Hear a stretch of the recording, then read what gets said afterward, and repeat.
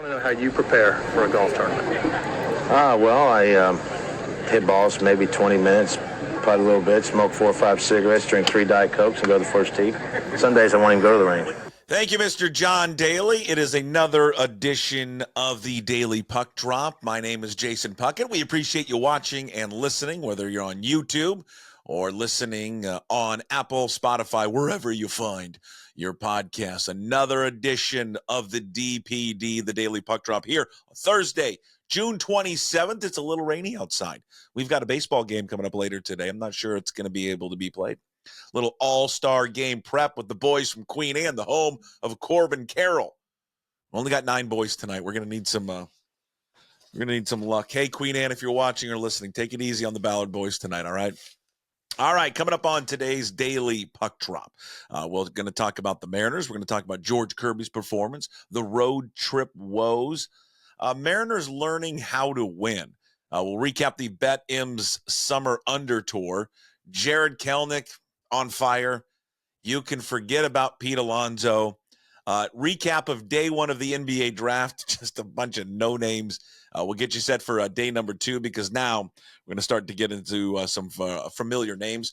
The Storm in action tonight, setting up another remarkable feat there for the Storm. Really nothing to do with them, having to do with their opponent. An honor for Steve Gleason.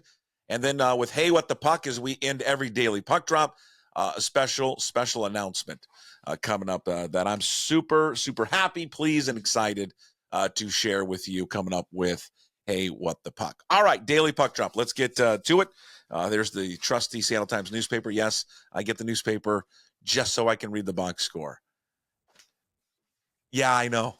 I can look at it the night before.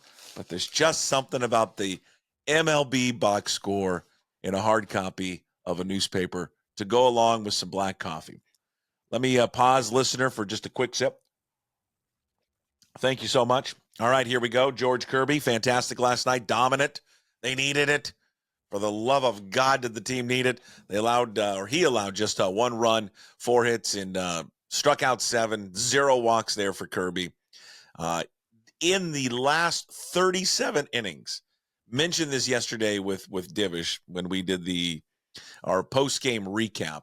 For those wondering where the episode was, because we usually release it, around noon.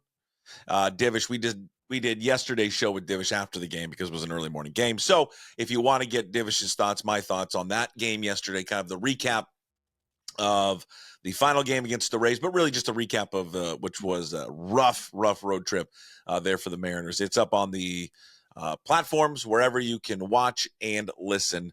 Divish from yesterday. So I want to make sure that no one thought we didn't do it yesterday. We did it. We just did it a little bit later. But 37 innings, his last 37 innings there for George Kirby. His last 6 outings. He's got an ERA of 1.70. He has struck out 40 and he's walked 3. It's just stupid. That is just remarkable, the numbers this guy has put up. And it was a little bit of a rough, start there for Kirby to get the season underway. And we've always talked about, I think Mariner fans all have kind of who their favorite pitchers are, who the staff aces of the team. And it's a great debate to have because I think you can pick several guys, right? Gilbert has been consistently the best guy all season long. I've always held a special place in my heart, my fandom, for George Kirby. It's just something else different about him. But you can't go wrong with either George Kirby or Logan Gilbert. They needed that win in the worst way. There's no way they wanted to get back on a flight and travel, whatever that 5+ hours it takes you to get back from Tampa all the way back to Seattle, having won 2 games and being swept for the first time this season. So even though it was a bad road trip, and it was a bad road trip, it was awful for them, at least they salvaged that very last win to just kind of feel better about themselves as they made their way back to Seattle. But don't sugarcoat it. Like I said, it was bad. They won 3 games on that 9-game road trip. They went 3-6. Yesterday, they wouldn't have got the win if it weren't for, again, late game heroics from our guy Cal Raleigh. Swing to drive. There it goes. Way out of here. And the Mariners have the lead. Dave Sims on the call there for Root Sports. Cal Raleigh with that 3-run home run. It was set up by a great job by Josh Rojas of hustling to not hit into a double play. And then after that, Julio Rodriguez, after some questionable swings early in that at-bat, was able to draw a walk. And then Cal Raleigh, one more time, delivers with late-game heroics, which he has not only just done this season, but he has done throughout his entire career. Afterwards, he talked to Root Sports and again, just, pointed out the obvious. This was a bad road trip, but at least we won the last game of it. It wasn't a great road trip. It's no surprise there, unfortunately, but we were able to salvage it today, and gotta come up big when the team needs me. So it was a good day. I thought we threw the ball really well, and got those big hits. JP with another big one today was huge. And JP, you're right. The last few games for JP Crawford has been much, much better. I mean, we detailed just kind of his stats since coming back, and they have not been good. But this road trip for JP Crawford, certainly he's going in the right direction as of now. Now, if you look at what's happening in the American League West, of course, obviously the Astros are still on fire. 4.5 game lead now. The M's still holding on to that, but boy, that has shrunk. Went from 10 games now all the way down there to 4.5. So after they finish up this road trip going 3-6, no game today. I saw something online. I didn't even think about this. This is only, God, where did I see this? Was it my guys up Mariner Muse, which I love, by the way. I love those guys. It's their only second off day at home. Think about that, since like April. Now, a good person would back and fact check that, but just think about that for a second. These guys got to travel so much, and I know they're paid a lot of money, and I know they fly charter and all that kind of stuff. But think about whatever you do for a job, and these guys are busting their ass every single day, going out and playing. It's a fun game to play, but the wear and tear of a baseball season, and I think the wear and tear of a baseball season, especially for a team that plays where we play at, to have only their second off day at home, that is remarkable. That is, I don't know what these guys do. You just kick your legs up. You don't do a single darn thing today if you're one of these guys on this baseball team. So they'll get set for a very pivotal homestand right now. Got 3 good teams that are coming into town. 2 of 3 for sure. And then the third team, which there will be a huge fan base coming to Seattle because they always do in Toronto. And again, the Blue Jays, it's not out of it yet. Toronto still finds themselves out of the wild card. Let me just quickly look at it. Toronto's 6.5 games back in the wild card, so they're not out of it yet. Now, they may decide to sell and say, well, we're done, but as of now, they're not done. But you got 3 games or 3 series here with the Twins, then the Orioles, and then the Blue Jays. So, real tough little homestand, pivotal homestand for the Mariners. Good news is they always play much better at home. And then we get to see Houston coming up, which we look ahead. That first or the next series against the Astros is the first series thereafter the All-Star break. And I looked at this twice. Do they only play them 2 more times? That first series out of the All-Star break and then 1 more time in Houston. That's it. 6 more times and it's over. That kind of sucks. They don't play towards the end of the year. Now, I may have missed it, but I looked several times. And yeah, 2 more series, 6 more games. My God. Other quick notes from the game last night. Thank God for Trent Thornton. For some reason, Trent Thornton always makes me nervous every time he comes in. Just every single time. But he was great yesterday. He cleaned up that mess there from Andres Munoz. And I hope Andres Munoz is okay. And I do think this bears watching here in the next few days. He did not look right. Something was off with Munoz. If you watched the game, you saw it. Something was amiss with him. Again, he's been dealing with that back, but his velocity was down. He didn't look comfortable. He couldn't locate anything. Kind of watch that as that moves forward there with Andres Munoz. And as Divish pointed out yesterday, and he's right, as much as this team does need a bat, and they still need a bat. They have to get a bat. but they need some help in that bullpen, and they need it fast. They need it real fast. I'm surprised that it hasn't. I know maybe it takes some time, but how Logan Evans hasn't been ramped up faster. If your plan is to use him in the bullpen, it would seem like they could get him going a little bit faster and get him in there. Now, maybe that would be rushing it too much. Yeah, maybe after the All-Star break, maybe that's the timeline. That's the timeline it seems like there with Santos. So we're a few weeks away from maybe seeing some help on the way and some relief on the way. But I think that they will be active at the deadline. I think everyone thinks they'll be active at the deadline to find a bullpen arm, which shouldn't cost them much anyways. What will cost them a lot will be, can they find an impactful bat? Is that Vlad Guerrero Jr.? Is that Luis Robert? Is it Pete Alonso? Well, we'll tell you, Pete Alonso, I don't think is going anywhere now. It doesn't appear that way. Or is it Lane Thomas, who plays for the Nationals? But again, there's so many of these teams, especially in the National League, that are still in it. Every team -2, minus the Marlins and the Rockies, they're all still in it. And if you look at the American League, I think really at this point, you can only eliminate 3 teams. You eliminate the White Sox, the A's, and the Angels. So if you want to everybody wants to pick over those teams. The Angels, the A's, the White Sox, the Marlins, and the Rockies. Well, there's a reason they suck. I mean, that's what Divish said yesterday, and he's right. There's a reason they're terrible. So do they have a lot of talent? Oh, not really. Not at all. It will be a very aggressive market coming up in a month, this next month. And it will be fascinating who can manipulate and kind of pivot themselves in the best spot to find the best talent, and how much this plethora of young talent that you have in your system, how can you use that to acquire some major league ready talent? And you look at where the Mariners are at right now, and just in terms of where their system is ranked very high. A lot of their young players are coveted, so they seem to have more action in their minor league system to go out and get a guy like Robert or a guy Guerrero or Alonso or any of those guys. One thing I think the Mariners are finding themselves in uncharted waters right now, and I was thinking about it last night and having a discussion there with Divish and talking to a couple other guys, after the game yesterday, was the Mariners. They're learning to lead a division for the majority of a season. And it's just rare for them.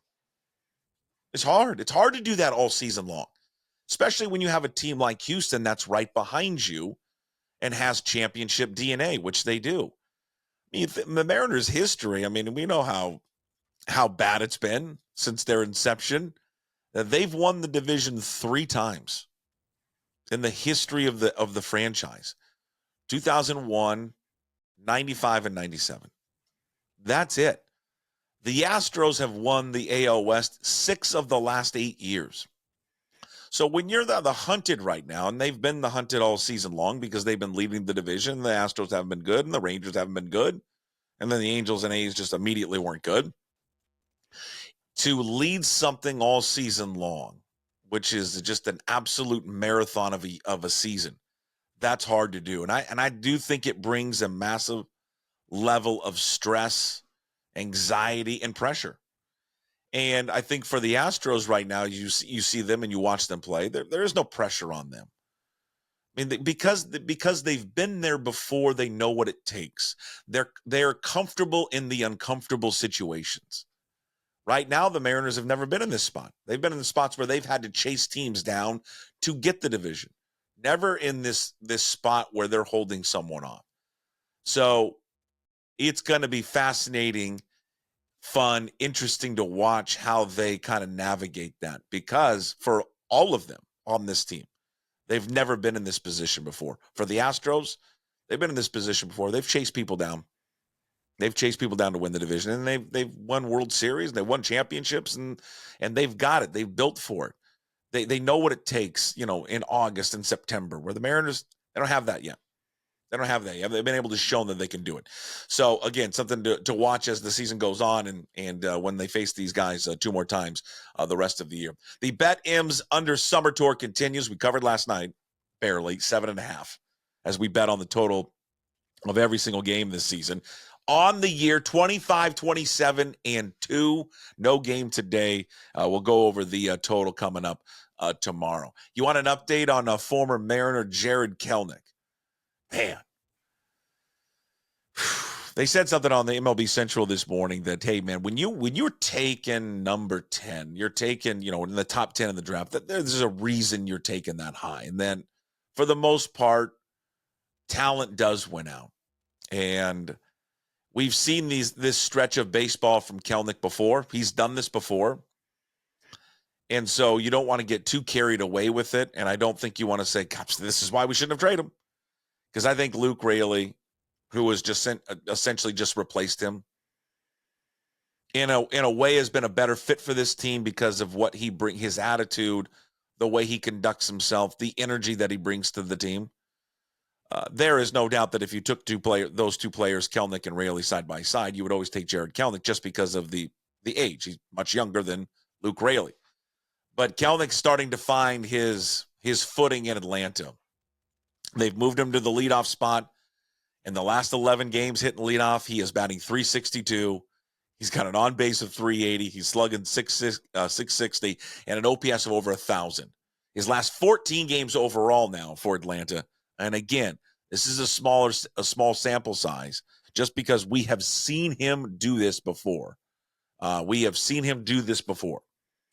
Last 14 games, .339, .589 slugging, 4 home runs, 10 RBIs there for Jared Kelenic. So we saw this in the years here with Seattle. He'll have these stretches where he looks like the guy that was taken in the first round and in the top 10 in the MLB draft.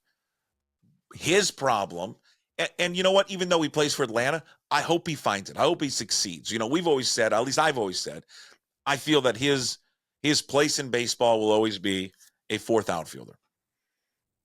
I hope myself and others are wrong on that one. I'd love to see him turn into a superstar.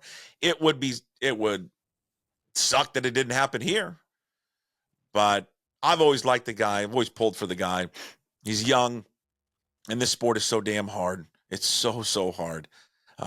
His problem and his issue has always been the inability to sustain these 14, 15, 16 game runs and extend that through the course of the season. But so far, so good there for Jared Kelenic, especially since the Braves have moved him in the leadoff spot. And really, when you look back on it, I think we said at the time when he was traded, he couldn't have gone to a better organization, an organization that develops talent and has a history of winning. And there was no pressure on him to deliver, and there was so much pressure on him to deliver here. I mentioned this before. You might want to forget about Pete Alonso. Why? Well, the Mets are playing great baseball right now. They just swept the Yankees. They crushed them yesterday, 12-2. They're now 500 on the season, 39-39. They've won 15 of their last 19 games. They are just a game and a half back of San Diego for the third wild card spot. So if you had visions, not to say that the Mets still wouldn't deal him, but there is a lot of pressure in that town and in that city to win. And that market does not want to see an owner wave the white flag and trade their best and most popular player.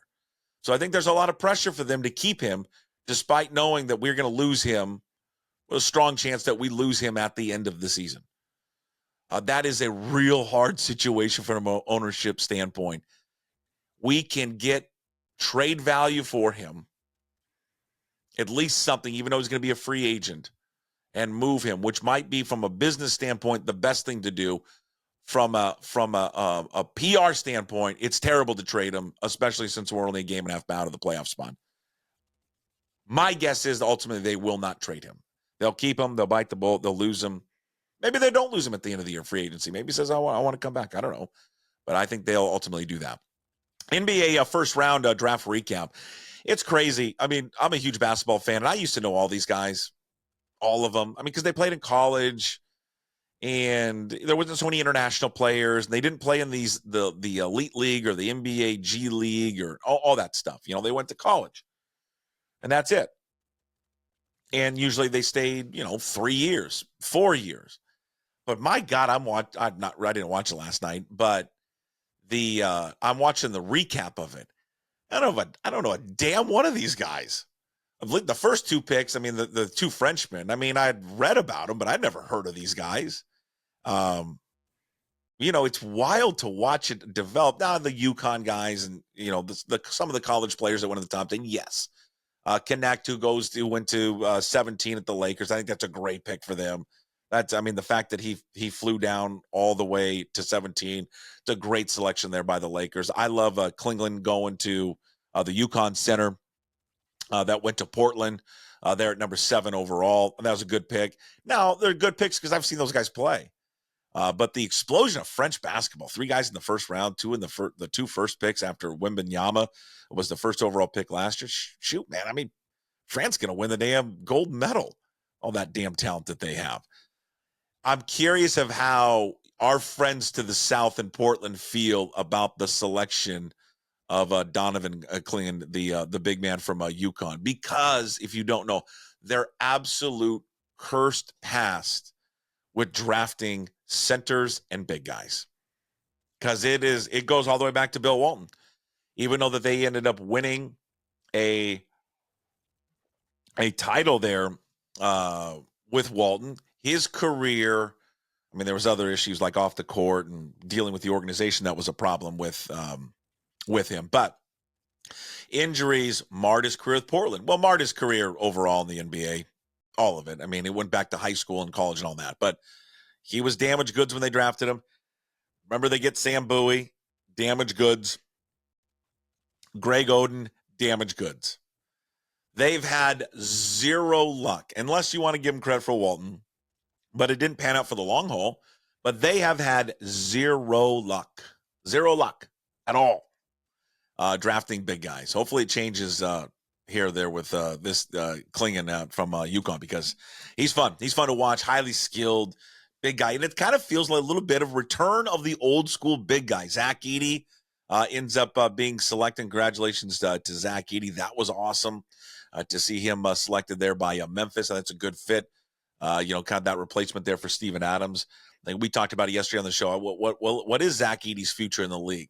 Doesn't seem like the league kind of caters to those guys anymore, but it's good. I like to see the return there of the big man. Second round tonight, at least for me, there's the Kook flag in the background. I'm excited to see.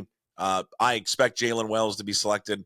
I'd be stunned if Jalen Wells is not selected there in the second round. And just what a great journey for him to go from, lightly recruited coming out of high school to go to Sonoma State, put up some huge numbers there, then uses the portal the way that you're supposed to use it.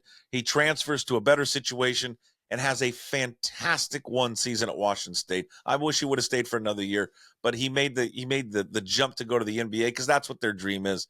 And this guy is going to be selected in the second round, probably in that mid-40 range. It's kind of where a lot of people are projecting him, that 43, 47 range. I hope Isaac Jones gets selected. I don't know what his future in the NBA will be. He's skilled and he's got a lot. He's got a very unique skill set, but he's not big. And so he'd have to be a guy that have to step out and shoot, but he defends. And but I love if he gets an opportunity to get drafted or he just signs. I just love the story. I mean, we are in a culture that is obsessed right now with club sports and travel sports, and you gotta be, you got to pick one sport and you've got to only focus in on that. And that's the only thing that you can do. And you get discouraged if you're not on this, as we talked with Egan last week, if you're not on the top team and if you're on the second team, it's a disappointment if you're playing one of these club teams. Here's a guy that, as I detailed yesterday, did not play AAU basketball, which is absolutely unheard of for someone his age to never have played AAU basketball, but he didn't. Still made it to college, still went to a Power 5 conference in school and had a damn good season. So it can be done, parents. And also was cut from his 8th grade basketball team. But he stuck with it. Of all the roadblocks that got into his way, just kept grinding and made himself a draftable player. I hope he gets selected tonight. If he doesn't, he will land somewhere for sure. The other storyline in round number 2 and the whole second round. Now I just thought about this. They probably made this announcement before he came out, but I just feel, and I'm just going to say it, that in the NBA and ESPN literally just had a 2-day event just so they could focus in on where and when will Bronny James get selected, because this whole second round is going to be about Bronny James. That's it. That's I swear the only reason they're doing it is because of this. And of course the speculation and everyone saying the same thing, that he'll go 55 to the Lakers, that they'll take him. I think the funniest thing that could possibly happen, and I'm here for it, and I actually hope it does happen. Do you know who picks right before the Lakers at 54? The Boston Celtics. And just to have the rivalry, the animosity between those two great franchises, wouldn't it just be something if the Celtics swooped in the pick right before the Lakers, because they want to take him, and LeBron wants to play with him? If the Celtics say, "Nah, we'll grab him. You guys want him? We'll trade you. What do you want?" Oh God, because there's been this rumor or thought that because of Rich Paul and Clutch Sports and all their dealings with all these players and organizations, that there's been this like wink, wink, handshake agreement not to take him, to let the Lakers get him at 55. I want a team to take him and then go to the Lakers and go, what are you offering us? How important is it to LeBron? How important is it to play with this kid? Use him as trade bait. Why wouldn't you? You have no interest in keeping him, but the Lakers want him and LeBron wants him. They'll offer you something for him. So that will be a storyline tonight. Quickly, the Storm host the Fever tonight, 7 o'clock. It's another sellout for the Seattle Storm, and I don't mean this to be rude to the Storm, and if it comes across that way, fine, but it's sold out because, not of the Storm, because of Caitlin Clark. So the Storm have sold out 3 games in the history of their organization, 3. And 2 of them involving this young lady. It's remarkable. It's just a remarkable box office draw. And again, I know all the veterans are upset with her and they don't like her and they don't like all the attention. But the reason people are paying attention to your league this year and tuning in is because of that girl. That's it. And they're the root of all of it's probably jealousy. But Storm and Fever tonight at 7 o'clock. Finally, Steve Gleason's going to be honored on Thursday at the ESPYs. Just a great honor for Steve. He is going to receive the 2024 Arthur Ashe Courage Award. I don't know who has displayed more courage in their life than Steve Gleason. I don't know. That man is the most, I think, for someone that I don't know personally, I think without a doubt he's the most courageous, most inspirational person I've ever come across. The fact that he has been put in the situation that he is in, just trapped inside his body, and has not allowed it to suck the life out of him. And he continues to squeeze every ounce and drop of life that he has on this earth to not only just try to make a difference for others battling with ALS, but to be there for his family is just remarkable. And, the life expectancy for someone with ALS, 2 years, 3 years. In fact, he's 13 years. You can make an argument, positive reinforcement, positive outlook, the way that you view things, not being glass half empty. That's me. Being glass half full, finding the positives in your situation in life. That's the reason I believe he's alive right now, because his mind and his soul has decided, I'm not done yet. And I think that positive reinforcement that he has allowed him to be around as long as he has been around. And he is just remarkable. I can't wait to see it on Thursday, of him being honored with the Arthur Ashe Courage Award. So congratulations to Steve Gleason. All right, we wrap it up with Hey, What the Puck? Mentioned it yesterday, going to keep mentioning it. Received a couple yesterday, but voicemails are back. Go to pucksports.com. You'll see the link up in the upper right-hand corner of pucksports.com. You There's the number. You call in, you leave a voicemail just like we did on the radio show, and I'll edit them up, and we'll play the best ones coming up on Friday. So, again, voicemails are back. Spread the word. The number, I'll give you the number here when you're listening, not watching, but 425-577-7272. 425-577-7272. Voicemails are back, but it's on the website, pucksports.com. The link is on the website, upper right-hand corner. Click it, leave a voicemail, and we'll play the best ones there on Friday. Bat Boy for the Dodgers saved Shohei Ohtani's life and the Dodgers season. I don't know if anyone saw this. There's a foul ball that went in the dugout yesterday in the Dodgers game that was screaming right at Ohtani's head, would have probably broken his teeth and his face. And this Bat Boy snagged a foul ball a millisecond before it was going to hit Ohtani. That video is up on the website on the blog page at pucksports.com. My question to you is, Ohtani's got to buy this kid something. Like, what do you buy him? A new car, something.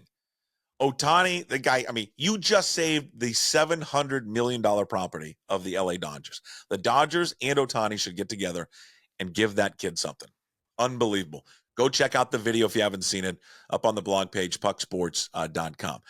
I finally, because I've been hearing about this, and I'm usually the last one to the party on this one because I don't really get into it that much. So I'm the last one to find out about this Hawk Tua girl, and you would think this would be right up my alley. So this gal, Haley Welch, I just found the video today. So she was doing the man on the street interview, and she was asked, what gets a man going in bed, and then she does the spit, on the for the oral sex, the explicit kind of detailing what gets a man going in oral sex. I know I could probably say this on this, but I'm not going to. She's getting her 15 minutes of fame. And there's a bunch of rumors out there about her that she is signed with a talent agency, which I guess is false. There's another rumor out there. Is she a preschool teacher?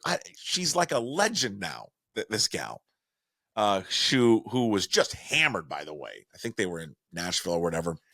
But she's now selling branded hats and merchandise.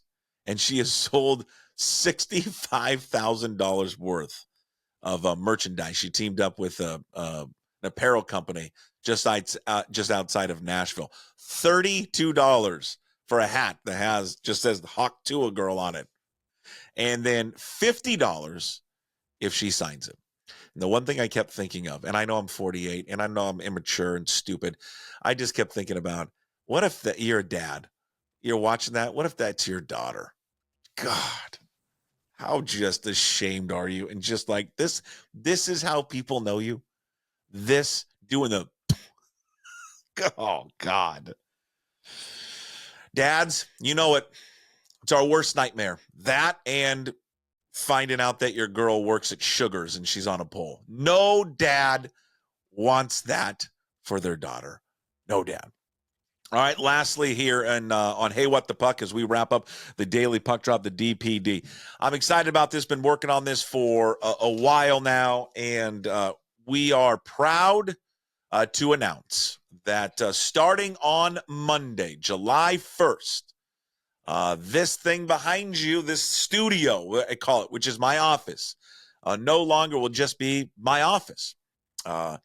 This will be now the Puck Sports Studios, built by Limback Lumber. Limback Lumber is the brand new studio sponsor here of Puck Sports and pucksports.com, and it starts on Monday, so you'll see some different things. If you're watching the video, you'll see some different branding there, and then also in the background if you're watching it. For you listeners, I guess nothing visually changes for you, because why? You're listening. But again, you'll have mention of it in everything we do in the Daily Puck Drop and all of our interviews that we do with all of our regular guests, that we are always broadcasting from the Limback Studios. Puck Sports, built by Limback Studios, or built by Limback Lumber. Northwest premier supplier of lumber and moldings, perfect for homeowners, small contractors. It's located in historic Ballard, familiar there with where the Sloop Tavern is. It's right by the Sloop Tavern. They've been around since 1930. It's family owned, same family since 1930. So Puck Sports Studios, built by Limback Lumber. Super happy, excited for Limback Lumber to be a part of this. And by the way, they've got the best logo, the best color scheme. It's kind of Sonics-like, but it's kind of more Oakland A's. And they've got the best retro gear, like these old, like baseball vintage starter jackets and just their logos and everything. And a shout out to Paul and Matt and Mark and all those guys at Limback Lumber who reached out and we had a great conversations and just excited they're going to be a part of it. Bigger and better things coming ahead here for Puck Sports. It's going to be bigger and better, especially starting next week. But just thrilled, absolutely thrilled.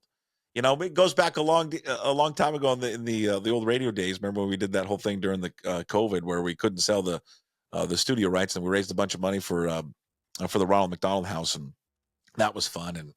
But I'm thrilled to have finally someone a part of this officially, and to now be able to say that Puck Sports and the Daily Puck Drop comes to you live, taped, recorded from the Limback Lumber studio. So big thanks to Limback Lumber. Go visit them at limbacklumber.com. By the way, if you do it yourself or small contractors, they're your spot. Free delivery as well, limbacklumber.com. That's it for Hey What the Puck and today's Thursday's edition of the Daily Puck Drop, the DPD. It's Thursday, so we'll talk a little NFL. Mike Garofolo today from the NFL Network. Also, we missed him last week. He was traveling, watching England play in the Euro Cup. But Rob Staten from Seahawks Draft Blog is back. So we'll talk to Rob and Mike coming up later today here at Puck Sports. Until then, as always, we promise to be better. No shirt, no shoes, no ties.